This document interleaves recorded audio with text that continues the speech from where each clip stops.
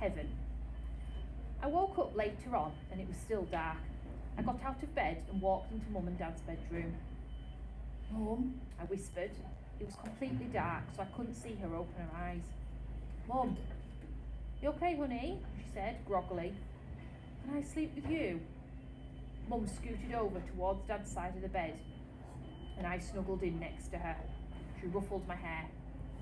Is your hand okay? I said. Via told me that Daisy bit you. Oh, it was only a nip, she said quietly. Mum, I started crying. I'm sorry about what I said. Shh, there's nothing to be sorry about, she said, so quietly that I could barely hear her. She was rubbing the side of my face with her hand. Is Via ashamed of me? I said. No, honey, she's not. She's just adjusting to a new school, and that's not easy. I know you know. I'm sorry I called you a liar. Go to sleep, Hoggy. I love you. Love you too, Mum. Mum, is Daisy with Grans now? I couldn't go to sleep just yet. I think so. Are they in heaven? Yes. Do people look the same when they go to heaven? I don't know. I don't think so. Well, how do people recognise each other? I don't know, sweetie. She sounded tired. They just feel it. You don't need your eyes to love people, you know. You just feel it inside of you. That's how it is in heaven. It's just love, and no one forgets who they love. She stroked my hair some more. Now go to sleep, Oggy, it's late, and I am so tired. But I couldn't go to sleep, even after I knew she had fallen back to sleep. I could hear Dad sleeping too, and I imagined I could hear Via sleeping down the hall in her room. And I wondered if Daisy was sleeping in heaven right now. And if she was sleeping, what was she dreaming about? Was she dreaming about me? And I wondered how it would feel to be in heaven someday and not have my face matter anymore, just like it never ever mattered to Daisy. Understudy. Via brought home 3 tickets to her school play a few days after Daisy died. We never mentioned the fight we'd had over dinner again. On the night of the play, right before she and Justin were leaving to go to school early to get ready, she gave me a big hug and told me she loved me and that she was proud to be my sister. This was the first time that I'd ever been to Via's new school. It was much bigger than my old school and 1,000 times bigger than... It was much bigger than her old school and 1,000 times bigger than my school. More hallways, more room for people. The only really bad thing about my bionic Lobot hearing aids was the fact that I couldn't wear a baseball cap anymore. In situations like these, baseball caps come in really handy. Sometimes I wish I could still get away with wearing that little old astronaut helmet I used to wear when I was little. Believe it or not, people would think seeing a kid in an astronaut helmet was a lot less weird than seeing my actual face. Anyway, I kept my head down as I walked right behind Mum through the long, bright hallways. We followed the crowd into the auditorium, where children handed out programmes at the front entrance. We found seats in the 5th row, close to the middle. As soon as we sat down, Mum started looking inside her pocketbook. I can't believe I forgot my glasses, she said, annoyed. Dad shook his head. Mum was always forgetting her glasses, or her keys, or something or other. She's quite flaky that way. Do you want to move closer to the front? Said Dad. Mum squinted at the stage. No, I can see, it's okay. Speak now or forever hold your peace, said Dad. I'm fine, answered Mum. Look, there's Justin, I said to Dad, pointing out Justin's picture in the programme. That's a nice picture of him, he answered, nodding. How come there's no picture of Via? I said. She's an understudy, said Mum. But look, here's her name. Why did he call her an understudy? I asked. Wow, look at Miranda's picture, said Mum to Dad. I don't think I would have recognised her. Why do they call it an understudy? I repeated. It's what they call someone who replaces an actor if he can't perform for some reason, answered Mum. Did you hear Martin's getting remarried? Dad said to Mum. Are you kidding me? Mum answered like she was surprised. Who's Martin? I asked. Miranda's father, Mum answered, and then to Dad, who told you? Oh, I ran into Miranda's mother on the tube. She's not happy about it. He has a new baby on the way and everything. Wow, said Mum, shaking her head. What are you guys talking about? I said. Nothing, answered Dad. But why did he call it an understudy? I asked for the 3rd time, getting impatient. I don't know, Oggy Dog, Dad answered. Maybe because the actors kind of study under the main actors or something. I really don't know, but it's basically a substitute for an actor. I was going to say something else, but then the lights went down and the audience got quiet very quickly. Dad, can you not call me Oggy Dog anymore? I asked him quietly in his ear. Dad smiled and nodded and gave me the thumbs up. The play started, the curtain opened. The stage was completely empty except for Justin, who was sitting on an old rickety chair, tuning his violin. He was wearing an old-fashioned type of suit and a straw hat. This play is called Our Town, he said to the audience. It was written by Thornton Wilder, produced and directed by Philip Davenport. The name of the town is Grosvenor Corners, New Hampshire, just across the Massachusetts line, latitude 42 degrees, 40 minutes, longitude 70 degrees, 37 minutes. The first act shows a day in our town. The day is May the 7th, 1901. The time is just before dawn. I knew right then and there that I was going to like the play. It wasn't like other school plays I've been to, like The Wizard of Oz or Cloudy with a Chance of Meatballs. No, this was a grown-up play, it seemed, and I felt smart sitting there watching it. A little later in the play, a character called Mrs. Webb calls out for her daughter Emily. I knew from the programme that this part was who Miranda was playing, so I leaned forward to get a better look at her. That's Miranda, Mum whispered to me, squinting at the stage when Emily walked out. She looks so different. It's not Miranda, I whispered, it's Via. Oh my God, said Mum, lurching forward in her seat. Shh, said Dad. It's Via, Mum whispered to him. I know, whispered Dad, smiling. Shh. The ending. The play was so amazing. I don't want to give away the ending in case you want to watch it one day, but it's the kind of ending that makes people in the audience a bit teary. Mum totally lost it when Via, as Emily, said, Goodbye, goodbye world, goodbye, Grosvenor Corners, Mama and Papa, goodbye to clocks ticking and Mama's sunflowers and food and coffee and new iron dresses and hot baths and sleeping and waking up. On earth, you're too wonderful for anybody to realise you. Via was actually crying while she was saying this, like real tears, like what real actors do. I could see them rolling down her cheeks. It was totally awesome. She smashed it. After the curtain closed, everyone in the audience started clapping. Then the actors came out one by one. Via and Justin were the last ones out, and when they appeared, the whole audience rose to their feet. Bravo! I heard Dad yelling through his hands. Why is everyone getting up? I said. It's called a standing ovation, said Mum, getting up. It's when everyone's very, very impressed. So I got up and clapped and clapped. I clapped until my hands hurt. For a second, I imagined how cool it would be to be Via and Justin right then, having all these people standing up and cheering for you. I think there should be a rule that everyone in the world should get a standing ovation at least once in their lives. It must feel awesome. Finally, after I don't know how many minutes, the line of actors on stage stepped back and the curtain closed in front of them. The clapping stopped and the lights went up and the audience started getting up to leave. Me and Mum and Dad made our way backstage. Crowds of people were congregating and congratulating the performers, surrounding them, patting them on the back and high-fiving them. We saw Via and Justin at the centre of the crowd, smiling at everyone, laughing and talking. Via, shouted Dad, waving as he made his way through the crowd. When he got close enough, he hugged her and lifted her off the floor a little. You were amazing. Oh my, Via, Mum was screaming with excitement. Oh my God.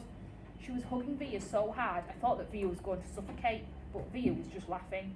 You were brilliant, said Dad. Brilliant, Mum said, kind of nodding and shaking her head at the same time, like she couldn't believe her daughter had just done such a thing.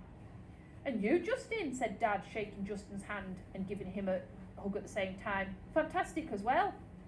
Fantastic, Mum repeated. She was honestly so emotional she could barely talk. What a shock to see you up there, Via, said Dad. Mum didn't even recognise you at first, I said. I didn't recognise you, said Mum, again, acting like a parrot, her hand over her mouth. Miranda got poorly right before the show started, said Via, all out of breath. There wasn't even time to make an announcement that the main lead had changed. I have to say, she looked kind of strange because she was wearing all this makeup and I've never seen her like this before. And you just stepped in there right at the last minute, said Dad. Wow. She was amazing, wasn't she, said Justin, his arm around her. There wasn't a dry eye in the house, said Dad. Everyone was in bits.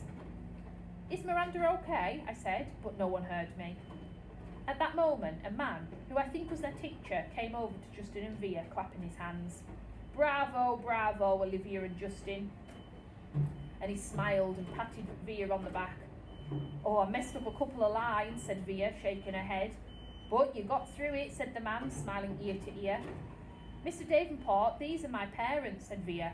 You must be so proud of your girl, he said, shaking their hands with both his hands. Oh, we are. And this is my little brother August, said Via. He looked like he was about to say something, but suddenly froze when he looked at me.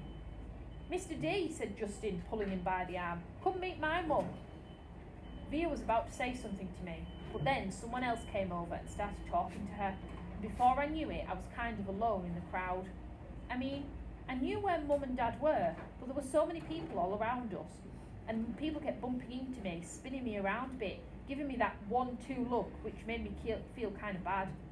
I don't know if it was because I was feeling hot or something, but I kind of started getting dizzy. People's faces were blurring in my head, and their voices were so loud it was almost hurting my ears. I tried to turn the volume down on my low-bot ears, but I got confused and turned them louder at first, which kind of shocked me. And then I looked up and I didn't see Mum or Dad or Via anywhere. Via, I yelled out. I started pushing through the crowd to find Mum. Mum! I really couldn't see anything but people's stomachs and ties all around me. I started getting that panicky feeling when you really can't find a parent and you know that they're not by you anymore. Suddenly, someone picked me up from behind. Look who's here, said a familiar voice, hugging me tight. I thought it was Via at first, but when I turned around, I was completely surprised. Hey, Major Tom, she said. Miranda, I answered. I gave her the tightest hug I could ever give anyone. Part 7 is told by Miranda. Camp Lies. My parents got divorced the summer before 9th grade. My father was with someone else right away. In fact, though my mother never said so, I think that this was the reason they got divorced. After the divorce, I hardly ever saw my father again, and my mum acted stranger than ever. It's not that she was unstable or anything, she was just a bit different, distant, lonely. My mother is the kind of person who has a happy face for the rest of the world, but not a lot left over for me. She's never talked to me much, my mother, not about her feelings or her life. I don't know much about what she was like when she was my age even. I don't know much about the things that she liked or didn't like. I don't know much at all. The few times she's mentioned her own parents, who I've never met, it was mostly about how she wanted to get as far away from them as she could once she'd grown up. So I don't even really know much about my own grandparents. She never told me why she wanted to leave her mum and dad. I asked a few times, but she would pretend she hadn't heard me. I didn't want to go to summer camp that summer. I had wanted to stay with her, to help her get through the sadness of breaking up with my dad, but she insisted that I had to go away. I figured that she wanted the time on her own, so I gave it to her and went to camp. Summer camp was awful. I hated it. I thought it would be better being a junior counsellor, but it wasn't. No one I knew from the previous year had come back to summer camp, so I didn't know anyone, not a single person. I'm not even sure why, but I started playing this little make-believe game with the girls in the camp. They'd ask me stuff about myself and I'd make things up. My parents are in Europe, I told them. I live in a huge townhouse on the nicest street in North River Heights. I have a dog named Daisy. I would fib. Then one day I blurted out that I had a little brother who was deformed. I have absolutely no idea why I said this. It just seemed like an interesting thing to say. And, of course, the reaction I got from the little girls in the bungalow was dramatic. Really? Oh, I'm so sorry. That must be so tough, etc., etc. I regretted saying this fib the moment it escaped my lips, of course. I felt like such a fake. If Via ever found out, I thought, she'd think I was such a weirdo. And I felt like a weirdo. Why was I lying about having a little brother, having a big house, having basically one of my friends' lives that wasn't mine? But I have to admit, There was a part of me that felt a little entitled to this lie, like I deserved to tell it. I've known Oggy since I was 6 years old. I've watched him grow up with me being one of Via's best friends. I've played with him. I've watched all 6 episodes of Star Wars for his sake so that I could talk to him about the aliens and the bounty hunters and all that. I'm the one that gave him the astronaut helmet he wouldn't take off for 2 years. I mean, I've kind of earned the right to think of him as my brother, because in some ways I have been a sister to him. And the strangest thing is that these lies I told while I was at summer camp, these fictions, did wonders for my popularity. The other junior counsellors heard it from the campers and they were all over it. Never in my life have I ever been considered one of the popular girls in anything, but that summer at camp, for whatever reason, I was the girl that everybody wanted to hang out with. Even the girls in the coolest bungalow 32 were totally into me and wanted to be my friend. These were the girls at the top of the food chain, so to speak. They said they liked my hair, even though they changed it. They said they liked the way I did my makeup, although I had to change that too. They showed me how to turn my t-shirts into halter tops. We smoked, which I felt really guilty about, but I wanted to fit in. We would sneak out late at night and take the path through the woods to the boys' camp, and we'd hang out with the boys, even though this definitely wasn't allowed. Deep down, I knew that I wasn't being myself, but I kept going with it because at the time it felt good. When I got home from camp, I called Ella right away to make plans with her. I don't know why I didn't call Via. I guess I just didn't feel like talking about stuff with her. She would have to ask me about my parents and then about how camp had gone, and then I wouldn't know what to tell her because in fact my whole camp experience had been a lie. Ella never really asked me about things. She was an easier friend to have in that way. She wasn't serious like Via, she was more fun. She thought it was cool when I dyed my hair pink, and she wanted to hear about all those trips through the woods late at night. I still missed Via though. Via was like the kind of friend that you really could tell anything to, and even though she'd be serious, she'd tell it to you straight. Maybe that's what makes a real friend. School. I hardly saw Via at school this year, and when I did, it was like awkward. It felt like she was judging me. I knew she didn't like my new look, and I knew she didn't like my new group of friends. I didn't much like hers either. It felt like we'd grown apart.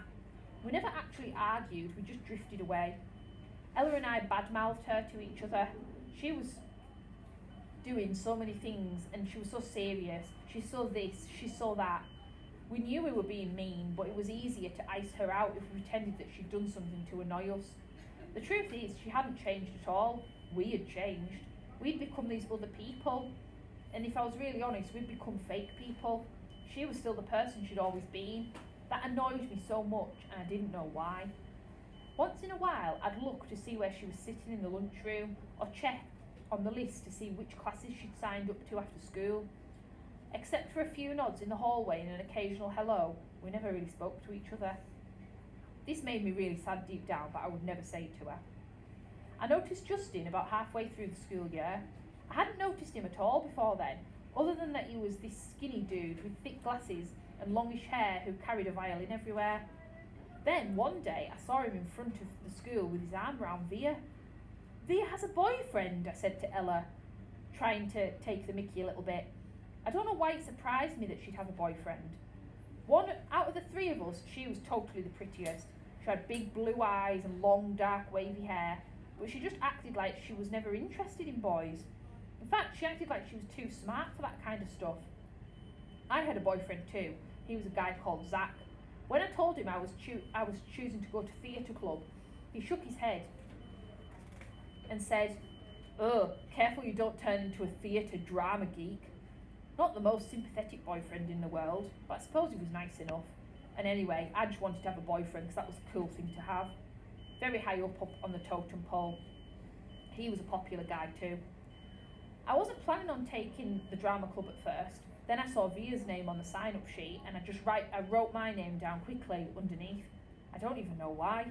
We managed to avoid each other throughout most of that term, like we didn't even know each other.